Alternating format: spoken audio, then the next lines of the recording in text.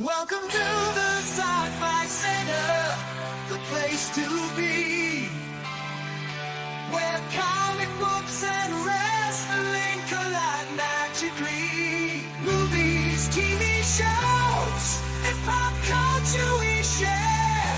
Get ready to rock, we're here to take you there. From superheroes to aliens in outer space, we've got the latest news and reviews in our embrace.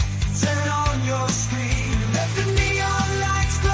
We'll take you back to the 80s. Let's rock and roll. Sci-Fi Center, where the legends come alive. Get ready to geek out, let your imagination fly. We're diving into the past with a touch of modern flair. Sci-Fi Center, we go to let pop culture lair.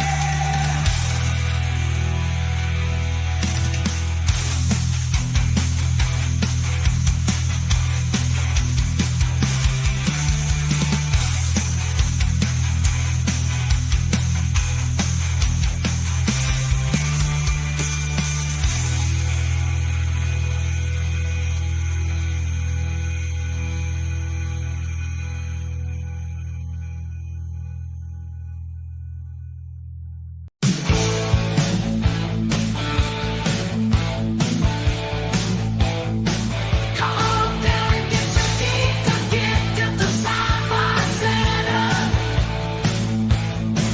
We got almost everything a geek could want at the Sci-Fi Center. You name it, we got it. Star Trek, Star Wars, Marvel, DC, and everything in between at the Sci-Fi Center.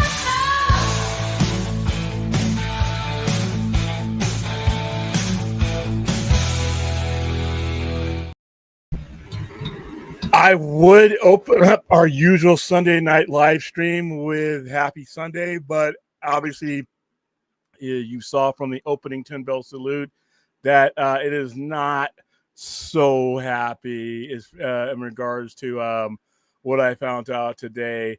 I don't care what your lifestyle is, what you do for a living, what it is, unless you're a drug dealer or criminal or something like that. 60 is too young to be going. And today we lost a legend, a literal legend. That word gets thrown around a lot, and especially when it comes to the passing of a well-known person. But I don't think that word is being overused today. Sabu was a legend. Now, I know some of you, a lot of you here are not wrestling fans, never watched wrestling, and your only association with pro wrestling comes from this show. So it just think of anything that you've ever watched or been entertained in your life that was changed by a particular person or a particular style that person took on, whether it be acting, sports, quarterbacking, gym, anything that you could clearly see where this person was part of a group of people that changed things for whatever it is that you were into. Sabu was one of those people. He was just here in Vegas a few weeks ago for WrestleCon. I actually walked by, saw Sabu from across the room. He just wrestled a few weeks ago in his retirement match, and he looked fine. Fine for somebody who put his body through 30 years of hell, but he looked fine. There was nothing indicating that when I saw him at WrestleCon and when he took that group picture with Rob Van Dam, that there was anything that would have been the last time I would see him with that group of people. To try, for those of you who are not into wrestling, there was a company, Eastern Championship Wrestling, that derived from an old NWA territory. Paul Heyman, you know him from WWE, the Walrus. But back in the day, he bought that faction of ECW. He revamped it, rebuilt it, and called it Extreme Championship Wrestling. And it was a hardcore brand of wrestling that was largely inspired by guys like Terry Funk, Mick Foley. But Terry Funk, that's why when Terry Funk died, I put him in that same stratosphere. Terry Funk is considered to be like the godfather of that type of wrestling. If there was a if there was a Mount Rushmore, Terry Funk, Sabu, you could argue, Sandman, you could argue about who's arrested, but those individuals have to be on there. In the 1990s, before we had the internet in a large way, before we had a lot of spectacular ways to promote wrestling, and they did it in a different way. The Dudley Boys, they did a lot of things that would carry over at a much lesser degree to what wrestling has been the last 25 years. Every time you see a table, every time you see barbed wire, every time you see a lot of the bloody matches, the Texas death matches, not necessarily my preference when it comes to pro wrestling, but I appreciate what it was and who it brought to the game.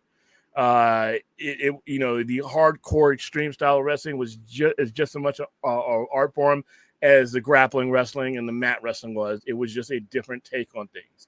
It was an extremely dangerous take on things, but even when somebody came up to you and said, "Well, don't you go, that's fake? It's all staged," you could look at that person as if they were a fucking fool when you're watching Rob Van Dam go through doors, table, and actual barbed wire. When you're watching Sabu literally bleed out to the point where they have to stop shows and replace the ring aprons and stuff. When you're watching people hit, I don't care whether the table, the chair has been structured to break easily. If you land on something from 15, 20 feet, I don't care if it's styrofoam, it's going to hurt. And these guys did it night after night in bingo halls, in gyms. I mean, and then they ultimately made it big. But while, you had your Hulk Hogan's, you had your Steve Austins, you had your Shawn Michaels, you had your Kurt Angles, those guys did things by the rules that were set for you on TV. ECW had a hard time getting TV contracts in the day because of the content, but they became legendary. And like I said, in no small part due to men like Sabu.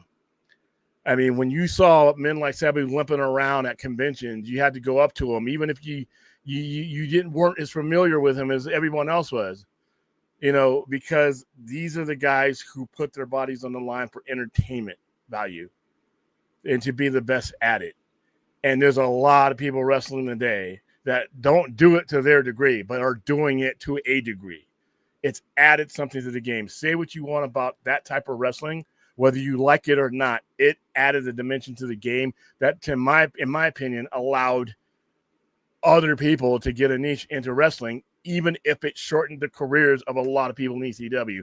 Now, the cause of death is not known. I'm going to go ahead and read from the NBC article, and then we'll go from there. I don't want this to be a dour show, but this is one of those guys. All of these deaths affect me. I grew up in the 80s, and look, I can't watch anything with the Road Warriors knowing that those two gentlemen died way too early. The British Bulldogs are gone. Rick Rude, 40. Brian Pillman, Tom Z. I mean, we could literally do an extended stream on the men and women and that were in my era of wrestling, and in some cases beyond. Chris Benoit, 40 years old. That Eddie Guerrero that passed away long before. So every death matters. Every professional wrestling death matters. But some of these people literally changed the course of professional wrestling. They changed the course of professional wrestling. They took pieces from a monopoly that was just basically a traditional style. Sabu is on a different level than a lot of people that will come and go. And they all mean something. But Sabu, guys like Rob Van Dam, the Dudleys, the Hardys, these are people that there are other tag team wrestlers, but then there's the Hardys, and then there's the Young Bucks. There are other singles wrestlers, but then there's guys like The Undertaker. Then there's guys, so they all matter, but there are people that literally, without them, the entire profession would be different. And Sabu is definitely in that category. All right, whose real name was Terry Brunk, by the way. A lot of people thought Sabu was from another country. He was not. That was his act. Sabu Terry Brunk, known to wrestling fans as Sabu, was credited with popularizing hardcore wrestling in the U.S., as well as the use of tables and must-see objects in matches. I would take me the rest of the night and well into morning to list the things that Sabu brought into the ring. Everything. Just think of the better question is what he didn't bring into the ring. And like I said, they all came from the mind of Terry Funk, who was a madman, who was an absolute madman. Terry Funk did not mind taking a branding iron and whacking you upside the head with it to make it look real on TV. Terry Funk made fun of rubber barbed wire. Now, keep in mind, barbed wire is no joke no matter what. Barbed wire is no joke if you're trying to jump into some place you ain't supposed to be. To be fighting in it, wrapping it around a bat, these people were crazy, but they were entertaining. All right, Sabu, the hardcore professional wrestling legend whose real name was Terry Brunk, has died at 60 years old. World Wrestling Entertainment, the announcement was made by them. WWE is saddened to learn that Terry Brunk, known to wrestling fans as Sabu, has passed away. All Elite Wrestling also announced, because he was in there for a little bit, the news on it and posted social media. I got this news. Somebody tagged me in a post or message me, I forgot, and I didn't want to believe it because I just saw the dude, and there was nothing. It didn't seem like anything was wrong with him. He was limping a little bit, but he beat the hell out of his body for 3 decades. I expect that. Hell, I saw Sandman there. He's limping too. So I mean, but I didn't expect this. From barbed wire battles to unforgettable high-risk moments, Sabu gave everything to professional wrestling. AEW wrote, "Our thoughts and prayers are with his family, his friends, and his fans." Sabu's cause of death was not released Sunday, and it was not clear when he died. Sabu rose to fame while wrestling for Extreme Championship Wrestling in the 1990s. There he was the pioneer of hardcore wrestling, leaping from chairs and driving his opponents to tables, even barbed wire, taking after his uncle, Hall of Famer Ed the Sheik Fairhat, WWE wrote. That's where he got a lot of his gimmick from. As part of ECW, Sabu wrestled contemporaries like Rob Van Dam, Mick Foley, Taz, and a company known for pushing the envelope in terms of the risk wrestlers were willing to take. Sabu still managed to stand out. Like I said, in a company of crazy people, Sabu was that guy in the classroom that they separated the desk from. Whether he was leaping off high ring ropes to his opponents on the outside, delivering double leg drops through tables and ladders, his style of wrestling, not always pretty, but certainly impressive and eye-catching, made him a fan favorite. He signed with WWE as part of the company's revival of the ECW brand. The next year, WrestleMania 23, he and fellow ECW originals Rob Van Dam, Tommy Dreamer, and the Sandman defeated the New Breed in front of 80,000 fans. That was an excellent match. It was the best thing about that one. If I can remember, he departed the company that same year. Both before and after WWE, Sabu wrestled for top promotions across the globe, including New Japan Pro Wrestling, AAA, CMLL, as well as dozens of other independent promotions. He continued wrestling long after many of his contemporaries had already retired or died. In his final match, and first since 2021, according to Cage Match, April 18th. This was here in Vegas. This was here. He was just here doing crazy shit at 59, 60 years old. He was just here because that was the WrestleCon, and it was the Joey Janela match that was part of all that. When he defeated Joey Janela, getting driven through a table and landing on barbed wire in the process. By the way, and I believe that was real barbed wire. Janela called Sabu my idol, a trailblazer, a game changer, and an icon in a memorial post on Twitter and featured photos. And yeah, it's all day long. All day long, there's been everybody who means anything to wrestling has chimed in. And like I said, I did not get a chance. I had a lot going on in WrestleCon. Remember, I had like a bunch of belts. I saw Sabu there. And like I always tell people, you never take for granted that person's going to be there. Now, I was over budgeted and I probably couldn't have got my picture with him or done anything with him. But I do regret, not doing so. But I thought I had time. Foolish me. 60 years old. You should not be dying at 60. I don't. The cause of death wasn't really. It's not going to bring him back to life. I hope he wasn't suffering anything. I hope he wasn't any in pain when he went, but Sabu was a legend. A legend. I don't drop 17 minutes on everybody. And I hope I don't have to, I have to do it sparingly, because I hope that I don't, it's not a habit that at 60 years old, I'm memorializing, as a wrestling fan on my show. 60 years old is when you should start reaping the benefits of putting your body through that, trash compactor of a career. Now you're doing that. You're showing up to Vegas. You're getting paid a lot of money to do autographs. You don't have to kill your body anymore. You can relax. You can show up. Don't got to have the makeup on. Don't even have to have the gimmick on if you don't want to. You don't have. He showed up in the all the gear.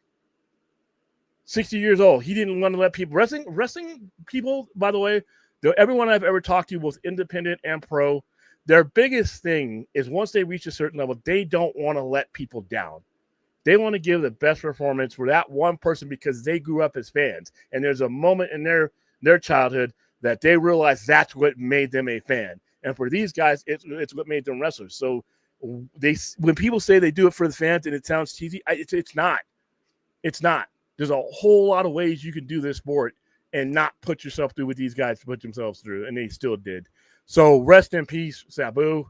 I mean, like I said, this one hurts. They all hurt, but this one, if you get to 80, you get to 79, 80, 85 years old in this wrestling world where all the drugs and things and the hard living that people have done with their bodies, that's one thing. But to go at 60 and to just join a list of ones that have gone before 60, it sucks. And Sabu, like I said, literally, there's no such thing as a wrestling fan, and as far as I know, that doesn't know who Sabu is. So there's no way I could open up any show without paying tribute to the homicidal, suicidal, genocidal madman known as Sabu. And with that, I will bring in the non-wrestling component of the show. But he does combat sports. He knows what it's like to get hit with the body through stuff. So yeah, definitely. You like I said, even if you're not a wrestling fan, from the resume I just gave you, what this man put himself through and what those people put themselves through just to make a mark in professional wrestling, that's all you need to know. Yeah, kind of on that note, like everything you kind of listing off there, I'm sure you've seen, and anybody in the chats, wrestling fan, has seen the documentary. I think it's called Beyond the Mat. Yep. From 2000 that they interview, and now that's from, I think, 2000. So they that's a little bit, removed from as far as like, current pro wrestlers, but they interview a lot of guys behind the scenes. They cover that era though. The area I just talked about, they cover that era in explicit. Yeah. And it's, I mean, some of what these guys, not just, in terms of like their, life in the arena, but I mean, outside of it, I mean, it's a lot of it's, it's not pretty. It's, it's the kind of thing where it's like, you don't necessarily, it's not always the most glamorous thing, to see how the sausage is made. Especially what it did. The thing about Beyond the Mat, and even in the Dark Side of the Ring, and a lot of these interviews, I realized that just what they put their bodies through just to be able to stay at a certain level because there was no net. And it was particularly bad from 2001 to 2018 when there was only one company. So you couldn't lose your spot. I mean, you had guys that were doing things with their body and not taking care of themselves. Chris Benoit, there were so many black spots in Chris Benoit's brain that, it's obviously it's hard to forgive what he did to his wife and family. But when you dissect his brain, when you see those dark spots in the cognitive areas that literally tell you, what, this isn't what I should be doing. When those spots are so damaged, because as Chris Benoit, even at 40, was at the top of his game, literally wrestling for a title the night all this happened. Eddie Guerrero, these are guys who put their body, and these aren't junkies, these aren't just drug addicts. These are guys who did what they needed to do to stay in the game, because without it, they wouldn't have a living.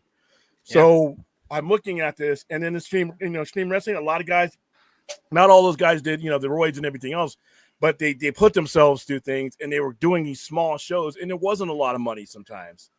So you have to do volume, you have to do these things. And like I said, I think of every time I see a picture, I watch a classic match, and I'm watching Doom versus the Road Warriors the other day.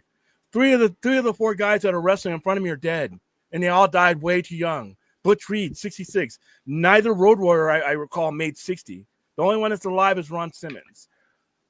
British Bulldogs versus British Bulldogs versus the Hart Foundation. 3 of the 4 men in that match are gone. None of them I don't think, made the age of 60. Jim Neidhart passed away too young. Both British Davey Boy Smith and they both died young.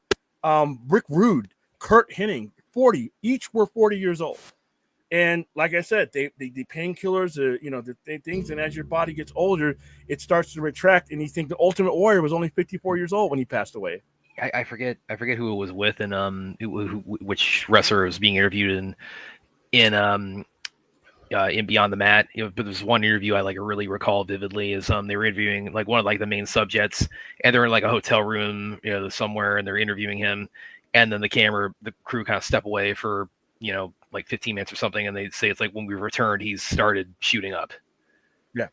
So I forget who that was specifically, but it's like, again, this dude was in like, and it goes into, he's obviously dealing with drug issues. He's, had some family issues, as well. So it's, again, pulls back the curtain, and you get like the sausage, how it's made. It's not always glamorous.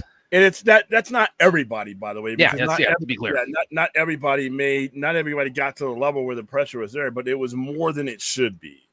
It was more than it should be. And now it's a little bit better because you have these companies are owned by publicly traded companies for the most part, or they're owned by big corporations. And the stigma of steroids, the stigma of the drug use was so bad that they had to shake it. They had to start putting in wellness programs. And you look around, I was just talking about with a buddy of mine the other day. There are so many different places to wrestle now that when WWE releases somebody or somebody gets released from somewhere, there's options for them, that person to go make a living. If they don't like the schedule, if the schedule is not good for their mind and their body in one federation, they have options that they can work into their contract to go somewhere else, or they can go do indies. Matt Cardona has made a living off of indies. He pops up wherever the hell he wants to. And he's able to make a good living, and he doesn't have to. If his knee and his back is hurting, he can take some time off because he scheduled himself when he wanted to do it. So it was different. A lot of these guys were a byproduct, and Sabu is one of them, of an era where you didn't have a lot of options, and their bodies paid for it one way or another. Yeah, it kind of well, I'll go read Anthony's question. Were you able to see any of Sabu's matches become? No, I did not. I saw Sabu when Sabu first went crazy on ECW. That's when I first saw Sabu. Yes, but I was going to say that, it kind of makes me now, of course, you're talking about they have, organizationally, they have, different options now. And of course, the stigma of steroids is in there, or it is there. It's driven that off. And they've got, other, safety measures in place. But, kind of everything you're saying makes me think about like The Rock, just recently had a return to wrestling as, as making a heel turn. Now it's not like a full-time thing. But again, the dude ain't getting any younger. I mean, he's in awesome shape, but he's on the other side of 50 too. So yeah, and a lot of people look at The Rock and they look at, The Rock is roiding up and Rock is doing this. Here's what you guys don't understand. Back when these guys were doing the anabolic, all this kind of stuff, there are since creatine and all that kind of stuff in 1998, yeah, there's a good chance that everybody's roiding up. However, don't discount that there are other ways to bulk up and not damage your body like these guys were doing. There are actors that bulk up and slim down on a regular basis for roles, and they cycle themselves through and testosterone, all that kind of stuff, and they're doing that, and then they're under a doctor's care. I know guys who are all ripped up and they're using a lot of crazy shit, but they're doing it. There's a physician that's guiding them. They're not doing it. They're not doing it in their hotel room. They're not getting it from a street dealer. They're not doing all that stuff. And then, they're getting prescribed stuff. Yeah, it's an enhancement, but it's a different type of situation. When The Rock was coming through, and you look at the shape that The Rock is in right now, The Rock doesn't really have to do all that stuff to get. There's ways to cut yourself up. There are guys. Jonathan Gresham is one of them who has a physician that gives him whatever he needs, and it's done. It's not done in some back room. It's done under a doctor's care, and your body heals differently and cycles differently. Well, I get all that, but it's like where I was kind of alluding to with again his return was again his before like movies became like his main line of work. I mean, when he was pro wrestling full time, of course, I'm sure he got his share of injuries, and then coming back at at his age now, it's like that you are taking a little bit more of a risk with that than you would have been like when you were mid-20s starting out. But he also gets up at 4 a.m. in the morning and pumps iron too. Yeah, So that's, that's a little bit. When you've taken care of yourself for the most part, it's in the length of your career. And remember, The Rock came through in an era where once you became that name, you didn't have to put as much stress on your body. Once you became top of the card post 2002, and you showed up on the major shows. You would show up in the pay-per-view. When you show up on the major shows, but a lot of times they would work. Those guys like that would leverage. Hey, I'm not going to do the 300 or the 265 days.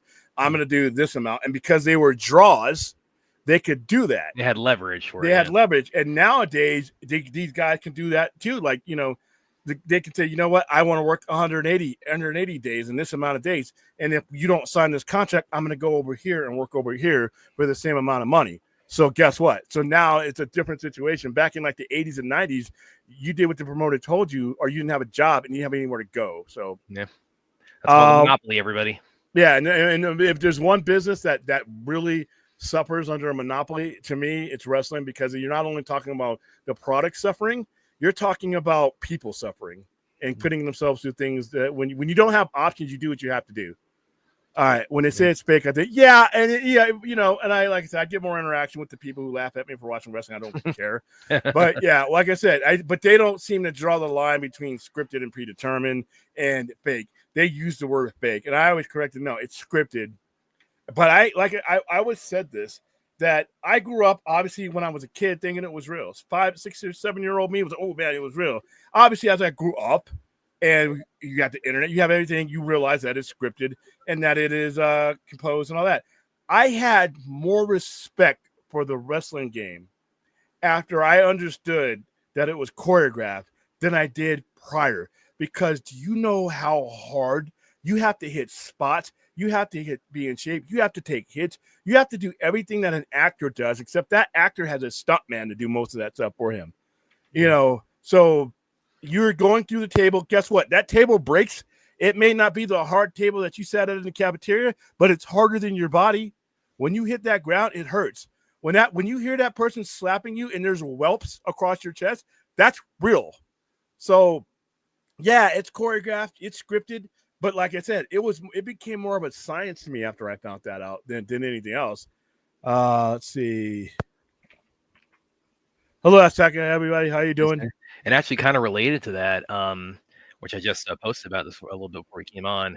I did, see the Wick is Pain documentary over the weekend, which I mean that's it's similar DNA in the sense that it deals with like stunt guys, which again I've interviewed quite a few of, and it's all about the making of the John Wick franchise. And again, I that's the thing I mentioned when we did we showed the trailer on here, which unfortunately we got demonetized for, but it's in no way my fault for that. we got taken down for that. Well, but the point I went to on that was, by the way, guys, if you watch that particular stream and it's not there, that's why I took it out in order to keep the stream back up. Okay. But since that point's not there anymore, I had to take it out, man. They wouldn't let me run the video. YouTube, the fucking algorithm, man. It's like, it just, how are we? This copywriting us on like reacting to somebody's got to fix that. It's more YouTube not wanting to take the liability. Most of the time, the companies don't care. The best case scenario is they basically share the revenue. So yeah. I get a lot of people who say you are now sharing the revenue with the owner of the copy. The owner of the content wants you to share it, but he wants to capitalize, which I'm all right with. Some of them, I could probably fight that. I just don't have the time. I could probably fight that, and when I'm doing Ballerina, I'm going to get permission. I get written permission. So if we ever get taken down for that, I get that taken back up. Yeah, Ballerina, the John Wick movie that William has somehow seen 3 days before I do, even though I'm the biggest John Wick fan on this panel. Take the L, loser. But as I was saying about Wick is, one of my favorite things, when interviewing like stunt people or anybody in the business, I love hearing this, stories of like everybody just overcoming adversity and overcoming uphill battle to get their passion projects realized, and just the stuff they read. it was already pretty well known that the first John Wick was, again, it was very low budget. They were they there was a lot working against it they had to overcome. But I mean, just the stuff they reveal in that they go into in like restrictions of time and money, and I mean how much Keanu just beats himself to death on all these movies. It just yeah, again, it's kind of like Williams would say. It's like I appreciate the science behind like fight choreography, stunt work, and movies and documentaries like this just really shine a spotlight on again what it takes to, for the sausage to be made on this, and again what the sacrifice and the dedication that goes into if that wasn't there, we don't have John Wick, and with the just what these dudes had to put themselves through. It's like at one point they have a gap of like, we need to find $6 million by Monday. Ended up being Abel Longoria, who came to save the day. Which is weird. I never would have. I mean, I'm thinking Housewives or what's the Housewives or whatever she was from, and I just never thought the connection. But I guess she was a fan of mine. Hey, we'll get it who you can get it from. Yeah, but that's again. I highly recommend Wick is Pain if you haven't seen it. All right, Anthony Manzano, William, what ECW commentator popularized the nickname Homicidal Genocidal? I ECW guys, because I know there are some hardcore guys out here who watch this show every now and then because I get the messages. I believe it was Joey Styles, but ECW guys in the comments, if you're around, let me know. I believe it was Joey Styles, but I could be wrong. As far as I know, Aaron, so was Sabu a Muslim convert? It was, as far as I know, it was all a gimmick. It was all a gimmick because he was trained by his kayfabe uncle, the Sheik, who was influenced by the Iron Sheik. So like I said, I could be wrong, but I have always believed that it was all a gimmick. Oh, here's another good one from Aaron. I think there should be a wrestling award show for all wrestling promotions like they do for the Oscars, with all studios trying to get awards for wrestlers to be members of an academy. But here's the key difference: is that with that award show, we probably would not have to prod the wrestlers that actually watching the matches. Yeah, that it wouldn't be it would be a joke. It was funny. That's our funniest stream when we read through that story. He was trained by. No, he was different Sheik. He was trained by Edward George Fairhat. He was dude. I haven't had to bring up the Sheik because the Sheik is a lot of them was confused with the Iron Sheik. This was a guy who came before him. Edward George Fairhat was an American. He was an American. Better known as the ring name the Sheik in wrestling. Fairhat, whose career debuted in 1947, is credited as one of the originators of the hardcore style. That's why he took that name. And if you look at this person, you will, let me bring this up because this is kind of important. I mean, I wish I wasn't memorializing this fucking dude today. That's the Sheik.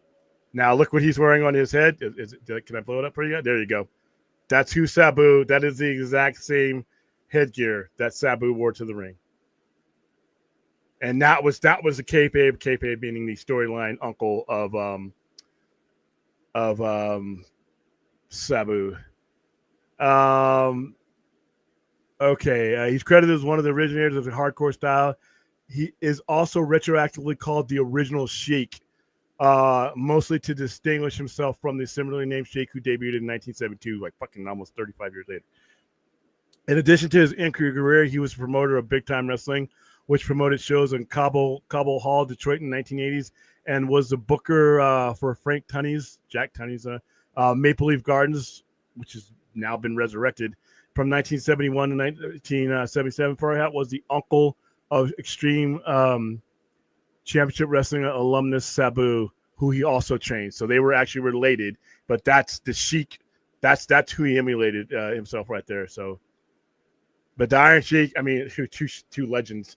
And by the way, the story of the Iron Sheik, dude, that fucker makes me proud to be a wrestling fan. What he went through and what he sacrificed, people spitting on him, people treating him like shit because the gimmick was he was from Iran and he was an Iran sympathizer. He wasn't. He escaped Iran. He loved America. He was an American. His kids are American. He loved American. But the money was the big money back then. you had the big enemy and the big All-American guy like the Bob Backlund. Him beating Bob Backlund made him a major heel. And to be honest with you, one of the things that Hulk Hogan will admit to, if it wasn't for the Iron Sheik in the early 80s helping him build up his good guy All-American image, it probably wouldn't have took off. But that match in Madison Square Garden in 1984 where Hulk Hogan beats the Sheik after he had beaten Bob Backlund and held that title for quite a while, that's what they made the money off. And the Iron Sheik was always cool with it. He got threats. People would call him all kinds of names, even though he was an American citizen, just like anybody else who was escaping Iran in the 80s. He came to America, embraced America, but he got paid. He made his money. But for him to keep up, and then back in the 80s, you didn't break your gimmick. You didn't do it publicly, at least. If you were the Iron Sheik, the enemy of America, that's who you were because that's how they sold tickets. So he put up with a lot of that. And I don't think he ever got the credit. But when I saw the documentary of what he went through, I'm like, dude, you love the sport and were willing to hold that up for that long and that hard just so we could be entertained. Yeah, you got paid, but guess what? He was an educated man. He could have gone anywhere and done anything else. So he loved the sport that much to put up with that shit. I'm like, ooh, man. Here it says Sabu and the Iron Sheik looks all like Lawrence of Arabia. Well, I don't want to say turban. That's not the right. I know the term because I've been to when I was in Kuwait. They wore those. The emirs wore those. I know the word. It's late and I'm tired and I'm hungry. So, where's William side? Okay, yeah, sidekick red. What's it? White monster. I think you got it backwards there, Clint, about the sidekick leader. Pink. I don't know. I've been drinking a lot of sugar-free energy drinks lately. These are sugar-free. These pretty much aren't even energy. I don't know where the energy's coming from because they ain't got shit in them. But you know what? They taste good. Yeah. Damn. And like I said, I don't even. I almost don't want to know how he died. To be honest with you, it almost doesn't matter to me. I just hope he didn't suffer. If he's gonna go, I hope it just happened suddenly and he was gone. That was it. I hope he wasn't bad. I hope he wasn't getting into the ring battling something. I mean that's all, you know. But yeah, let's see. And like I said, Terry Funk, the lineage that Terry Funk has literally been responsible for is insane. Yeah, I remember this interview and it broke my heart when he was right.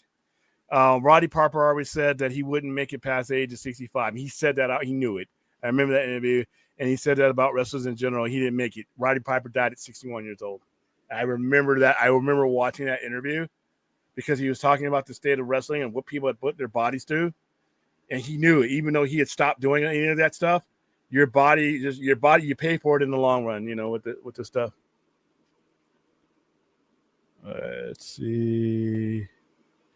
Yeah, Roddy Piper, the business didn't really do him big. Mainly WWF back in the day. China did a lot of self-inflicted stuff, but the wrestling game seems to me to be full of people who.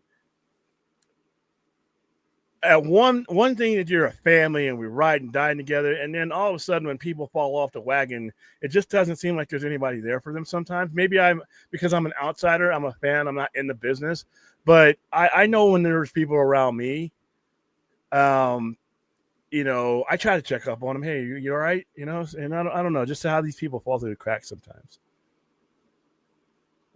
Since we're talking about Sabu, what is your favorite rival? Oh, Rob Van Dam. Rob Van. I don't even need to finish the sentence. Rob Van Dam, and they had such an interesting relationship because they would be at the time that they were beating the shit out of each other. I mean, fucking each other up. They were defending tag team titles. So Rob Van Dam one of them would be the ECW World Champion, and the other one would be the Television Champion, which was the number 2 belt at the time. So I'm echoing through you, Brad. I think one of them would be. I'll go mute, but I mean, you might also, I don't know if you can hear it, it's raining cats and dogs out there right now, too. So that might be. Oh, you're in? Okay. They would be going house to house to house on these road shows. Literally, they were either beating each other up or they were in a tag team championship match. In some cases, both. I remember one pay-per-view where they fucked each other up. And they wrestled a tag team match. So, and I think that Sabu, and Rob Van Dam said it today when he did his tribute to him, I think Sabu put Rob Van Dam on the map and allowed it for him to go other places. Those matches, and those, you can watch them all on YouTube, those series of matches that he had with that they had together, I think not only put each other on the map, more so RBD than anybody else, but I think it made ECW click. I think it got people's eyes on ECW. Now you're watching the Sandman. Now you're watching the Dudley Boys. Now you're watching Super Crazy. Now you're watching Tajiri. And the things that they did put a spotlight. So I'm going to go ahead and say, without a doubt, RVD.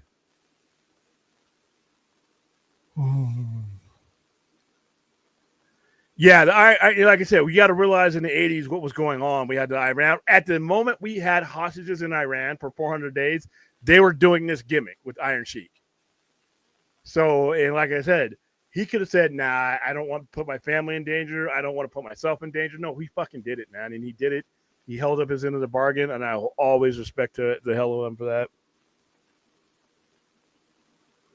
Yeah, this Sheik, his uncle, was in the terms called stiff. So when they're hitting you, they're hitting you. Yeah, it's not as hard as it would be in a real fight, but it's enough to where you're like, oh shit, he ain't fucking around. Strong style is what they call it in Japan. Yeah, and Vern Gagne, because I think it was either Hogan was leaving the AWA or something where he just wanted them off the card. And Iron Sheik, that's one of the biggest stories that he just had too much. Iron Sheik had a lot of integrity.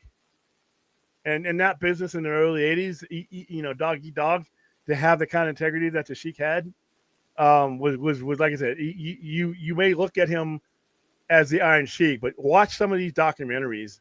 A&E did a documentary on the Sheik that I thought was pretty good. And he stayed on Twitter, by the way. This guy was in his 80s. He didn't like Hulk Hogan. I always thought it was, part of the gimmick until I started learning about Hulk Hogan. And I'm like, yeah, okay. And he would go on Twitter and he would say, fuck to Hulk Hogan.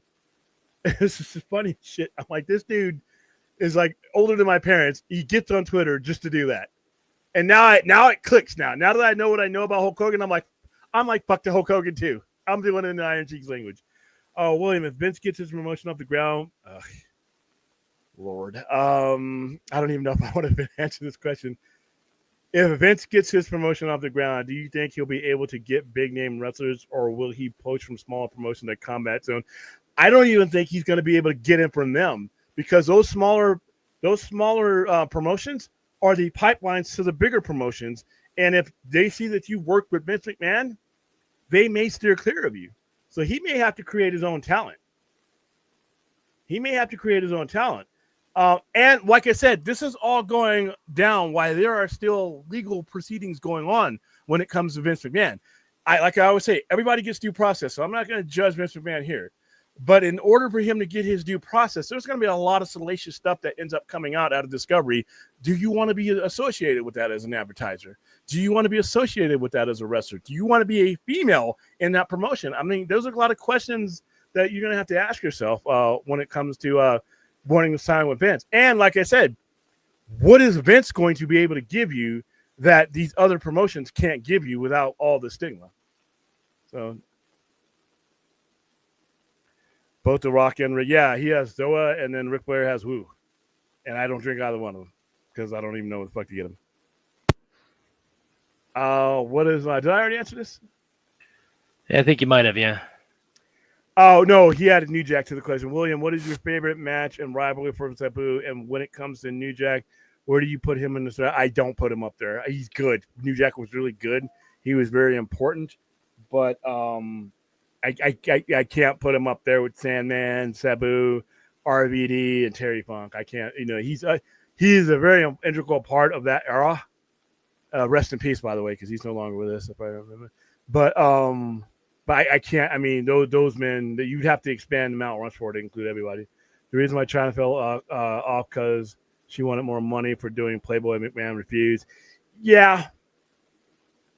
But there's some other things that were going on there that I thought that, I mean, okay, you have a business disagreement. It just seemed like she was kind of left out there. But once again, I defer. I was not there. It just seemed like all of a sudden she was in one area, and then all of a sudden she wasn't. I mean, I don't know. It just seemed like I don't know. I won't say she was abandoned, but that's one of those tragic stories that I never felt good about. Let's see. Yeah, that was an 06. I think that was an 06. Was RVD gimmick like Jean Claude wrestling version? Well, he physically and facial wise, he resembled Claude Van Yeah, Damme. that's why he had the nickname. Yeah. He could do that. His looks and the splits and his martial arts background, so it like all came together. That's Yeah, he was actually. I think his name is Robert Van Winkle or something like that. Yeah. I've met RVD. RVD actually I've ran into RVD out here. I've interviewed him, like I said. I could have run into him if not for the fact that again that he was passing through Savannah like the day before we scheduled the interview. Oh, I'm sorry. I'm Robert Van Winkle is living life. Robert Alexander Satowski. But yeah, he was out here for wrestling. I actually saw him with Sabu as I was crossing the town. I'm like, cool. Well, I think he has a house in Vegas too, doesn't he? Yeah, and I bumped into him. Pretty cool dude. Nice guy. Oh yeah, yeah. Real pleasure interviewing him. Hello, Jurassic Kings. Actually, you'll dig this story too. Like one of the things, one of the funniest things he shared with me is because like a lot of pro wrestlers, he also got into movies, and his first one, what was that called? I think it was called Wrong Side of Town, and it was with Dave Bautista, of course, also has his pro wrestling background, but that was Bautista hadn't really broken out, or like when they made it, he hadn't really broken out. But I think it was released like post Guardians of the Galaxy. So Rob Van Dam, he's the lead character in it, and he said like every day he's like he just like come to the set like just really like, cheerful, like oh yeah, I'm an action star now. It was like, and then they on the box art again, he's the protagonist, and Batista is like more of a secondary character. But they like really emphasize Batista on the cover because again it came out right after Guardians. Like oh, we got to put Batista front center. That's good business. Robbie D versus Sabu was legendary feud. They had some crazy matches. The Extreme Death Match comes to mind with a roast broken. So yeah, I had put together a video, a real quick video that I was gonna play, but then I realized that some of that footage is owned by WWE, and they don't just hit you, they strike you. I know people who've had their pages taken down for using WWE footage, and ECW's footage is owned by WWE. So I would not have. I wanted to, and then I'm like, this won't just be a demonic. This will be a strike because WWE, from what I hear, are assholes about that video. But that was one of the ones. And then there's some Jerry Lynn footage in there. Jerry Lynn's another hardcore legend that recently retired. That is just up there. Yeah, he's underappreciated in my opinion. But yeah, there was. I remember this match. I remember watching this match, and that's one of the matches that's one of the pieces of footage I wanted to put on tonight's show. And then I'm like, I stopped, and I'm like, we haven't had a copyright strike. We've been taken down, and we've been given whatever's, but not strike. A strike is bad, and WWE issues strikes. But yeah, I do remember that matches. Super Crazy, RVD, Sabu, Cherry Lynn were my favorites, and that's your pantheon up there. And let me be clear also, like that sort of Rob Van Dam, he wasn't like bitter about that or anything. Like Batista, like Gold Thunder, he kind of, if I remember correctly, he even kind of like probably understood, like it's like this is business marketing, you gotta do what you gotta do. But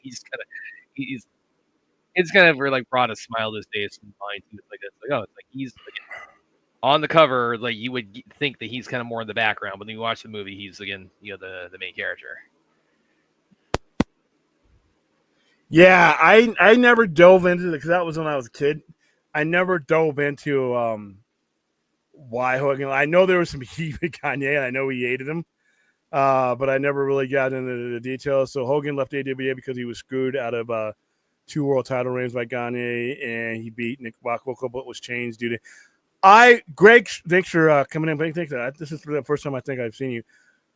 I think where Hulk Hogan's career was headed, I think there was I think personally he would have ended up with Vince anyway because of what Vince was doing to the territories and what Vince could offer at that point. and the platform, where wrestling was, I think he would have eventually ended up there. And then you had Rocky. You had all kinds of stuff happening for him at the time. I don't think AWA would have been able to retain him on that trajectory. But yeah, there was some shady shit going on between them. But like I said, the leg breaking thing was hilarious. That was like, you what are you, like a bounty hunter or something? I mean, what are you doing? Didn't the WWE do a similar gimmick? The Muslim storyline post line. Yes, the General Akbar. And had to stop to get rid of the character during the 7/7 attacks in London because they were doing a show in the UK. You not know? I don't know I don't remember the one that did that. That's now in 2000. I wasn't watching as much WWE live. I would watch matches afterwards during that era because the product just was bad.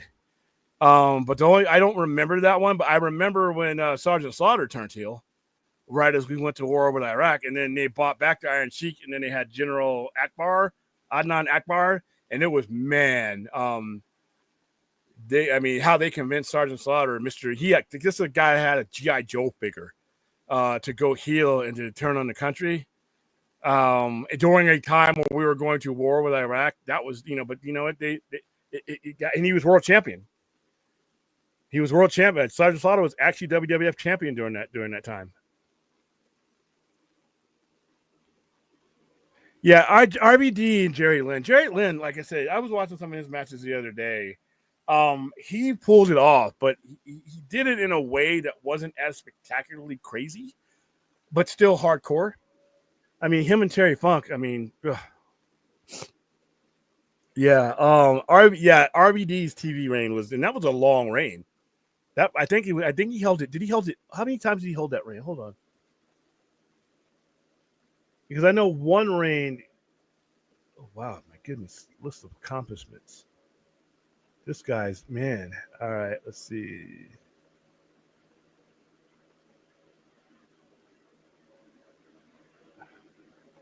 All right. For ECW. No, he was only the title one time. He was ECW. He was tag teamed twice with Sabu. I thought he held a third one.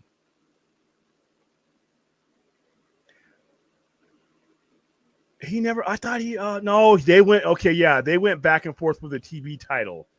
That's what they did. Because Sabu. Let's see. Because I know they had a match for that title, and I know Sabu. Wow, damn. Sabu was everywhere. You have to scroll down this man's career. That's how good. Yeah, okay. He was ECW World Heavyweight Champion twice. So this is Sabu. Damn. ECW World Heavyweight Championship twice. FTW Fuck the World Heavyweight Championship one time. ECW World Heavyweight. And that's the matches that they went back and forth over. ECW World Tag Team 3 times. 1 with Taz, 2 with Rob Van Dam. King of the Hill.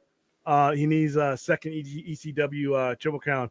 He has a banner hanging in the ECW arena. Man, like I said, I wish I could have put some of that footage between him and I can't have the strike. It sucks. Do you hear Ben Affleck would love to play Ric Flair in a film? I'd love to see him direct. Yeah, that'd be great. Yeah. That'd be great. He'd have to transform himself because he looks nothing like Ric Flair. But once again, that's what the makeup chair is for. Sergeant Slaughter must have got nearly as much heat as he did. He did because, like I said, we were literally, we were in a conflict with Iraq, and he doesn't like that part of his career. He regrets that. William is a hairdresser. You're thinking that you saw when you're. William is a hairdresser. Oh, you're talking about the Gudra. Yeah, he was the TV champion for 2 years, and he held the tag team. And I think he held the tag team simultaneously with the television champion. They fought the Dudleys in Japan for their second tag team right away. Yeah, they had a lot of good matches. Like I said, that DVD collection for ECW. When you watch that and see some of the atmospheres and and the places that they're wrestling, and the fans, the ECW fans were, man, they were loyal, they were crazy. I mean, they were there for that, and then they redid the ECW once Vince bought it, and it just wasn't, William, is the WWE scared to do what Combat Zone Wrestling does and put out real glass and blah blah? Not scared, they're just smart. Listen, you only have one body, and you have to perform in multiple places at multiple times. I don't think in the modern era that stuff is necessary to get over. I think fans are different than they were in the mid '90s. I've been live for some of these crazy ass matches. I was just live for a TNA one with Sam Callahan and Mance Raider, which was a disgusting match. I don't know if it's necessary. I don't know if it's a matter of being scared. It's just like you look around, there's so many different ways to get over and to get the crowd going. Do you need to do this? Do you need to put all these scars and thumbtacks and why are you using real glass? Why are you using real glass? I mean, I've never been for that. There's no reason to be taking years off of people's careers in 2025 if they're doing that. That's just me. I was actually impressed by the matches that RVD had with Balls Mahoney for the title. Contrast of that. Yeah. If Styles, if Ball, I don't really know how to describe Balls Mahoney's, other than it was everything that Rob Van Dam was. He wasn't. His approach was different. His approach was, in my opinion, a little bit more of a power type situation. So. Yeah. Even in indies now, there's a lot of death matches still out there, but there are a lot of indies that can get over without it. You can do high spots and stuff, but once again, you're in professional wrestling, your body is how you make your money, and you can't be doing painkiller route like they did in the 80s and 90s. If you want to have longevity and be able to work, indies and all that, you got to be careful, man. You can't be doing, You can't be doing stuff, and then you got a match on Tuesday. You bust your ass and blow yourself up, and you got to get in the car or on the bus and everything, and go out to the next city, the next day or in 2 days. Is your body going to be ready for that? And what do you now have to do to keep your body from deteriorating? It's just I don't think it's worth it personally. Muhammad Hassan was the character. In the early 2000s that they had to get rid of, and WD was offering the wrestler too. The gimmick was too risky. Yeah, it doesn't sound like it was a good idea.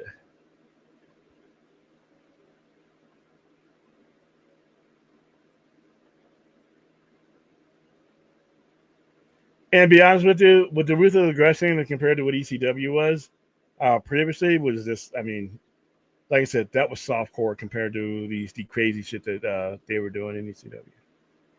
William Edge would say every time he wrestled and tasted copper in his mouth, he knew he had a concussion. It's and that's not good. That's not good. These concussions, you can end up with a lot of brain damage that affects you. As you get older and your heart and your brain starts to shrink, these concussions start to have a different effect on you. So.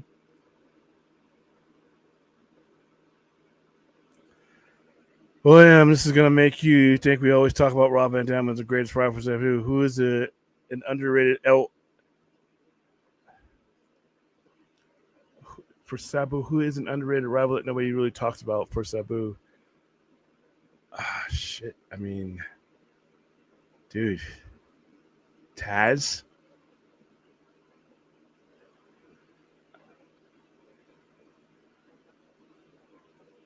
I mean, you could... He wrestled just about everybody. I mean, he wrestled. I mean, tag team wise, I would say Taz if you wanted to, when they would wrestle for the FTW championship.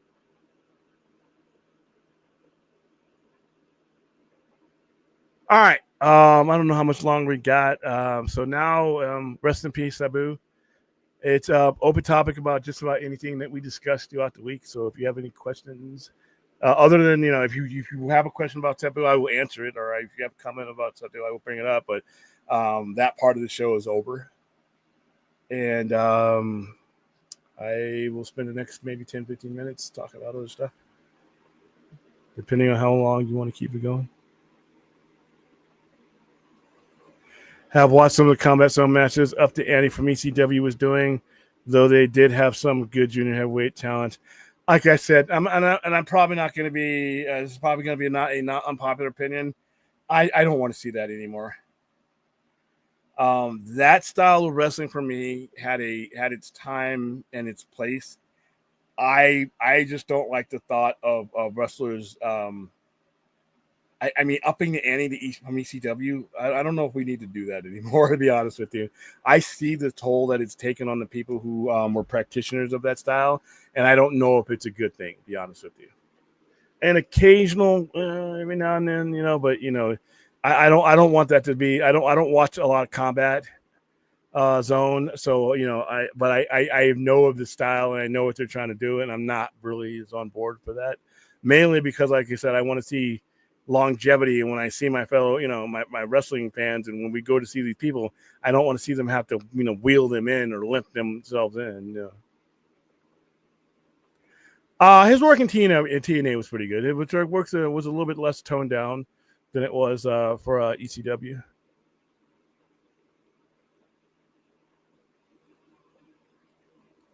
Yeah, a lot of stars came from that company. That's why Tony Khan, it was so important for him to buy it and not let it, be purchased by WWE and be farmed out just for a video license. He was a fan of Ring of Honor too. I mean, you had some real. look at a lot of your major stars. CM Punk came up through there. Samoa Joe came up through there. Bryan Danielson came up through there. You had the New Japan connection in the early, teens when you had the Young Bucks were there. Cody Rhodes was straddling New Japan, and NWA and Ring of Honor was there. So yeah, Ring of Honor is probably one of the most important organizations in sports. Yep. Went back in 2004, 2010 when TNA was first getting big. Why didn't they do big shows in arenas? Because they weren't going to be able to fill them. They weren't going to be able to fill them. Even as big as they were then, they were not going to be able to fill those arenas. AEW is a far more successful company than that version of TNA ever was, and they have problems sometimes.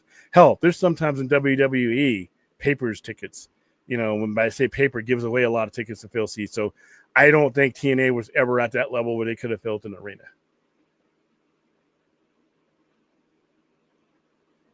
Let's see.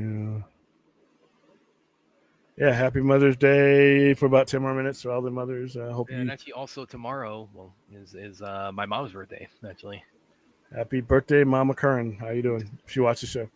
Yeah, she's aware. She knows about it. One of these days, I got to bring my dad on here too. You cut out. You're cutting out. Oh, can you hear me now? Yeah, you just kind of get that weird jaw. I said one of these days, I got to bring my dad on here too. Whenever we have a Sci-Fi Center military war stories edition. I got to bring my dad on here. I shared William said this about the over the Middle East, and he thought the story about the makeshift communications center. He thought it was pretty funny. Let's see. But to do it a little bit different. Now the bump nights I thought were dumb. I never got into those because those are just silly. People try to connect that to pro wrestling, and I'm like, one's an art form and one's not. And I'll leave it there. All right. Well, I think that's where we're going to leave it off. All right, guys. We will not be on the air tomorrow unless something big breaks. Although apparently we're supposed to get the Superman trailer this week. So, I mean, if it's tomorrow, then, there you go. Yeah, I'm not looking forward to the discourse. Well, I mean, it is what it is. So I'm gonna, like I said, I already got Superman muted, so I'll find out about it a different way. But once I'm probably gonna have Superman muted until July 12th or July 27th, maybe. Actually, now that kind of we're on the topic a little bit, what is and I think you've kind of said this before on here, but what is kind of the main thing you want to see out of the trailer? You broke up. Yeah, but I think I heard part of your question is, what do I want to see out of this trailer? What's the biggest thing you want to see from it? premise. What's the premise? Yeah, it's pretty much the same for me too. Is I want to see the teaser we got. Superman is doing Superman stuff. Lex Luthor is somehow part of it. Some other heroes are a part of it, et cetera, et cetera. So the main thing I'm kind of hoping to see out of it is maybe the premise. Plug your mic into the different port because I'm losing you.